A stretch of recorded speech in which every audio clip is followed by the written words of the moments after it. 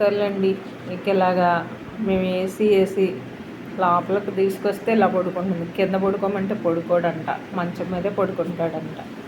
కొన్ని పరుపు అవి ఉన్న కొనుక్కొద్దామంటే ఉంచడానికి కొరికేస్తాడు. అదే వచ్చింది. మళ్ళీ వాడికి నచ్చినంతసేపు ఇలా పడుకుని తర్వాత దిగిపోతాడులేండి పాపం. మంచాల మీద పడుకొని విండిని తిడతారా అండి? ప్లీజ్ అండి, తిట్టకుండా అండి. నా బిడ్డలాగా పెంచుకుంటున్నాను, అందుకే నీకు ఏ పడుకున్నా ఏమీ అనము.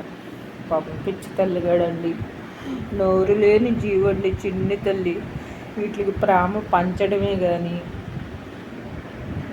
ఇంకా ఏమీ తెలియదు కదా, పిచ్చి తల్లులు కదండి. అందుకే నేను కూడా ఏమన్నా, ఎక్కడ పడుకున్నా, ఏం చేసినా అసలు ఎప్పుడు ఇక పెంచుకోకుండానే ఉండాలండి. పెంచాక ఇక మన బిడ్డతోనే సమానం అనమాట.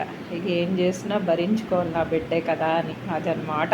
ఇక నేనైతే అంతేనండి, అలాగే చేస్తున్నా. ఇక నా బంగారు బిడ్డే కదా అనేసి ఇక ఏం చేసినా ఇక ఏసీ ఉండాలండి. నాకేమి ఏసీ పడి చావట్లేదండి, జలుబులు తుమ్ములు అన్నీ వచ్చి పడేస్తున్నాయి.